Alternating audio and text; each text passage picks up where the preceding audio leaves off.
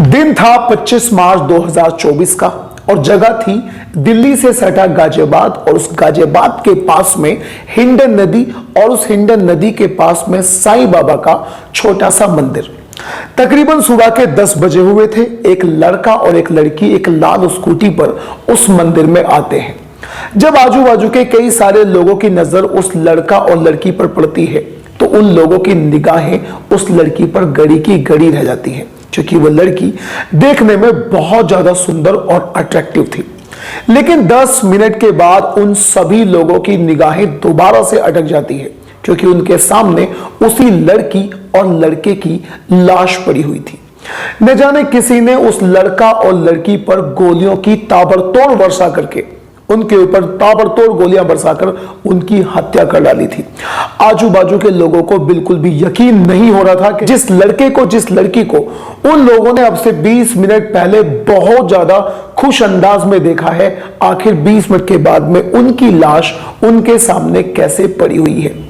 आजू बाजू के लोग कैसे भी करके पुलिस वालों को इन्फॉर्म करते हैं, पुलिस वालों को पता चलता है और मौका वारदात पर सीधा सीधा पुलिस वाले पहुंच जाते हैं। सबसे शुरुआत में पुलिस वाले लोगों से बातचीत करते हैं, कोई भी कुछ भी नहीं बता पाता। अब तमाम सारी जान पहचान करने के बाद उस स्कूटी का नंबर निकलवाने के बाद पुलिस वालों को पता चलता है कि जो लड़की है उसका नाम है प्रीति और जो लड़का है उसका नाम है सुरेंद्र। प्रीति की उम्र पूरे 32 साल है और जो गाजियाबाद के विजयनगर की रहने वाली है और उसके पिता का नाम है प्रमोद कुमार। जो लड़का है उसका नाम है सुरेंद्र चौहान, जो दिल्ली के प्रताप विहार का रहने वाला है। सुरेंद्र चौहान की उम्र है 25 साल और उसके पिता का नाम है खुशहाल सिंह। अब पुलिस वालों को यह पता लगाना था कि आखिर इनकी हत्या किसने और क्यों करी है, इनकी हत्या के पीछे का असली राज क्या है। अब पुलिस वाले इस बात का पता लगाने के लिए सबसे शुरुआत में बातचीत करते हैं प्रमोद कुमार से। उससे पूछा जाता है कि कुछ बताओ, किसी से तुम्हारी लड़की की दुश्मनी थी या तुम्हारी लड़की किसी से मिला करती थी? इस बात के जवाब में प्रमोद कुमार कुछ भी नहीं बता पाता। इसके बाद में बातचीत की जाती है उस लड़के यानी सुरेंद्र कुमार के पिताजी से, जिसका नाम था खुशहाल सिंह। तो उन्होंने बताया कि उसके बेटे ने अब से 2 महीने पहले उनके मोहल्ले में ही रहने वाली एक लड़की जिसका नाम था कल्पना, उस कल्पना से 2 लाख रुपए का एक लोन लिया था। अब उनका बेटा उस लोन को नहीं चुका पा रहा था। अब वो लड़की पिछले हफ्ते आई थी और उसने धमकी दी थी कि बहुत जल्दी लोन चुकता कर दो। पुलिस वाले सीधा सीधा कल्पना के पास पहुंच जाते हैं। कल्पना सीधा सीधा मना कर देती है कि इस हत्या से मेरा दूर दूर तक का भी कोई मतलब नहीं है। अब पुलिस वाले भी अपनी तरफ से पूरी कोशिश कर रहे थे। अब सबसे पहले प्रीति की और सुरेंद्र चौहान इन दोनों की कॉल डिटेल्स को निकलवाया जाता है, लेकिन इस हत्या के पीछे का कोई भी सुराग इन दोनों की कॉल डिटेल से नहीं पता चल पाता। अब पुलिस वाले सीधा सीधा प्रीति के पिता यानी प्रमोद कुमार को अपने पास बुलाते हैं।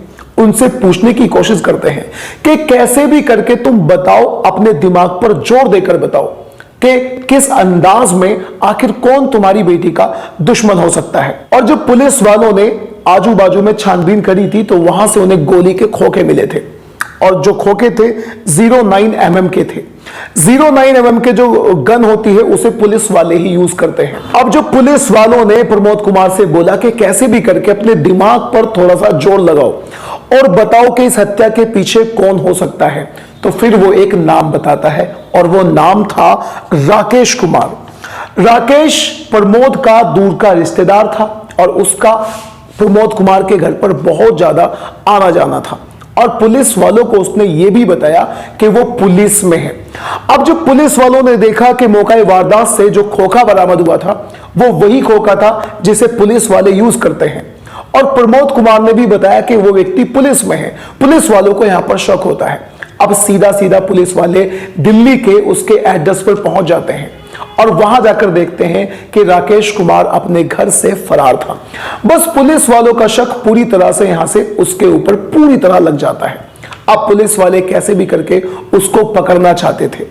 अब पुलिस वालों ने अपने मुखबिरों को लगा दिया। 28 मार्च को पुलिस वाले उसके घर पर गए थे, लेकिन 28 मार्च को वो वहां पर नहीं मिला था। अब पुलिस वालों ने अपने मुखबिरों को उसके आजू बाजू में लगाया हुआ था और 30 मार्च को पुलिस वालों के पास एक फोन आता है और फोन करने वाला शख्स राकेश कुमार के बारे में बताता है। पुलिस वाले उसकी बताई हुई जगह पर सीधा सीधा पहुंच जाते हैं और सच में राकेश कुमार वहां पर बैठा हुआ था।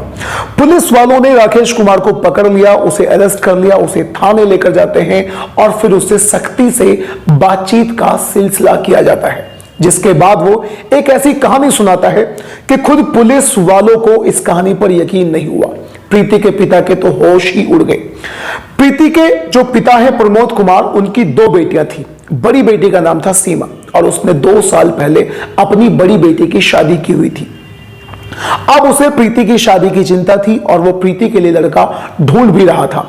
जब भी कभी वो प्रीति के लिए लड़का ढूंढा करता था तो प्रीति शादी करने से मना कर दिया करती थी। लेकिन प्रीति का अपनी बड़ी बहन सीमा के यहां बहुत ज्यादा आना जाना था। वो उसके यहां पर बहुत ज्यादा जाया करती थी। बस इसी सिलसिले में जब वो प्रीति अपनी बहन के यहां सीमा के यहां बहुत ज्यादा जाया करती थी तो वहां पर उसकी मुलाकात अपने जीजा जी के बहनोई से होती है और वो बहनोई कोई और नहीं था बल्कि वही राकेश कुमार था जो पुलिस में था।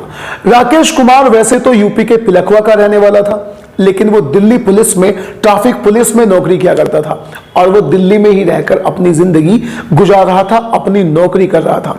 राकेश कुमार की उम्र तकरीबन 50 साल है, उसके बीवी बच्चे सभी हैं।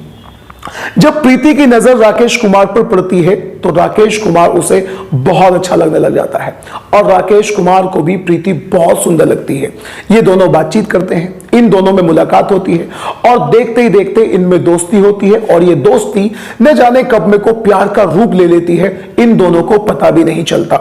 अब राकेश कुमार के पास पैसे तो थे ही।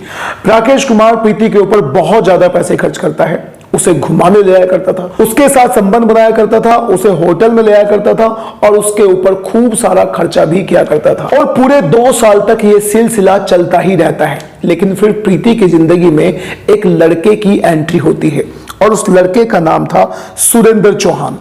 सुरेंद्र चौहान उत्तराखंड का रहने वाला था और अब से 2-3 साल पहले वो लोग दिल्ली में आकर बसे थे। सुरेंद्र चौहान ने शीशे का एक बिजनेस किया था। जब बिजनेस चल गया था तो वो अपने माता पिता को लेकर भी दिल्ली में आ गया था। सुरेंद्र चौहान की जैसे ही एंट्री प्रीति की जिंदगी में होती है, इन दोनों को प्यार हो जाता है और प्यार के बाद प्रीति ने सीधा सीधा राकेश को इग्नोर करना शुरू कर दिया था। अब वो राकेश का फोन भी नहीं उठाया करती थी। जब भी कभी राकेश फोन किया करता था वो फोन नहीं उठाया करती थी या फिर अपने फोन को स्विच ऑफ कर दिया करती थी, जिसकी वजह से राकेश पूरी तरह से गुस्सा हो गया था। बस इसी गुस्से का बदला वो कैसे भी करके प्रीति से लेना चाहता था। 25 तारीख की सुबह सुबह वो प्रीति के घर जाता है और घर जाकर उसे प्रीति के घर वालों से पता चलता है कि जो प्रीति है वो घर से बाहर गई हुई है और प्रीति के ही घर वाला कोई ना कोई व्यक्ति उसे बताता है कि प्रीति तुम्हें साईं बाबा के मंदिर में मिलेगी। वो सीधा सीधा साईं बाबा के मंदिर में पहुंच जाता है। प्रीति को देखते ही पहली नजर में वो प्रीति को इशारे करता है और अपने पास आने के लिए बोलता है, लेकिन प्रीति उसके पास नहीं आती। वो प्रीति के पास जाता है और उसके हाथ को पकड़ लेता है, लेकिन प्रीति उसके हाथ को सीधा सीधा झटक देती है, जिसके बाद वो बहुत ज्यादा राकेश कुमार बहुत ज्यादा गुस्सा हो जाता है। बस वो अपनी जेब में से अपना पिस्टल निकालता है और देखते ही देखते 3 गोलियां प्रीति के जिस्म में डाल देता है और प्रीति वहीं पर गिर जाती है। इसी बात को सुरेंद्र चौहान देख रहा था और जैसे ही सुरेंद्र चौहान ने देखा कि राकेश ने उसको गोली मार दी, वो उसे बचाने के लिए दौड़ता है और राकेश कुमार सीधा सीधा पूरी 3 गोलियां सुरेंद्र में भी मार देता है, सुरेंद्र चौहान को भी मार देता है।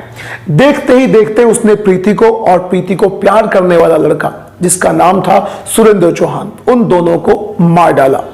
राकेश कुमार शादीशुदा था, उसके बच्चे भी थे, उसकी उम्र तकरीबन 50 साल थी और जो लड़की थी प्रीति उसकी उम्र थी तकरीबन 32 साल।